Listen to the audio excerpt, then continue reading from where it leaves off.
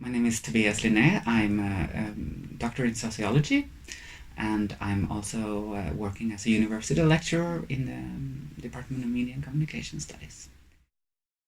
So I think what is important is that we stress really the expertise of the researchers and how that can translate into our courses and our education.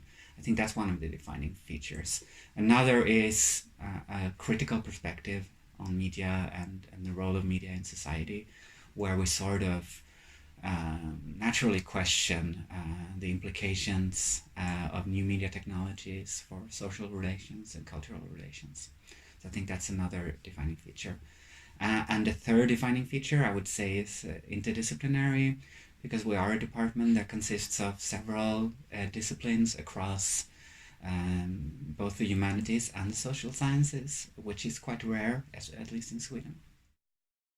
So I think, yeah, one important thing is definitely that we is a multidisciplinary department, and that we work together between researchers from different fields. And I mean, in these days, that's quite unusual to have this cross-disciplinary department, and also I think it gives us a strength. So, for example, we have media history, which is a discipline of itself, which provides like these very interesting historical background and perspectives and contextualization for a thing like digital media, social media, that is studied by media and communication studies, which is very like contemporary phenomenon. So I think this is a clear strength that I think many other departments lack. I also, like I said, I think we have, like in Sweden, a level of expertise in particular fields. For example, audience studies, generally about digital engagement, political engagement online, which where we have a very strong research being done. Yeah. One big merit of our department is that although we are quite small in numbers, I mean, we have a wide diversity of expertise within different fields, even though we're small in numbers. And I think us being a quite small department also provides for a really nice interaction between the graduate level and the graduate students, and sort of the faculty and the teachers collective. I think the barriers for moving between the graduate and the PhD and then the faculty are quite low in this department, which I think is a great strength, both for those who are studying here, but also for us who are working here. Because, I mean, personally, from my experience, I think I've learned so much from the students that I've supervised. I think if you have a bigger department, that's usually not the case very often. But I think in here we have, and we are working to do it even more, to try to lower the barriers between like the graduate level and being a master student, and then like being part of the workplace as a colleague. So my research interests is generally, I think, social media participation, digital media in particular, political participation in digital media.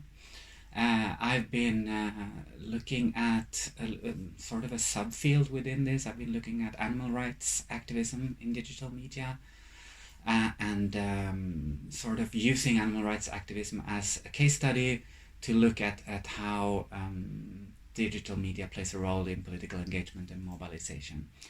I think for my research, that is sort of the connection between my different research projects. I'm also looking at far right extremism in digital media, and how the use of symbols and different communicative measures in these far right groups and their communication, and how they try to build support around issues.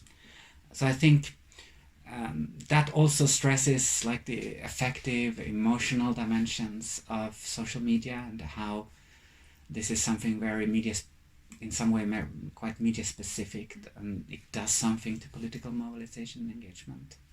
That this sort of effective nature of social media. So those are the things broadly that I'm interested in. My own research, like I said, is about activism through social media, digital media.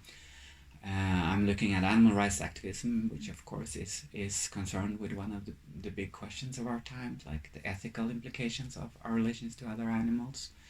I'm also looking at climate change communication, and like sort of critically examining how people make sense of climate communication. So I think that is also a crucial aspect of our current times. And also, I've also looked at communication around migration and the spread of the discussions on migration and issues concerning migration in social media, both from like critics among the far right who are critiquing migration politics, to those using social media in support of migrants.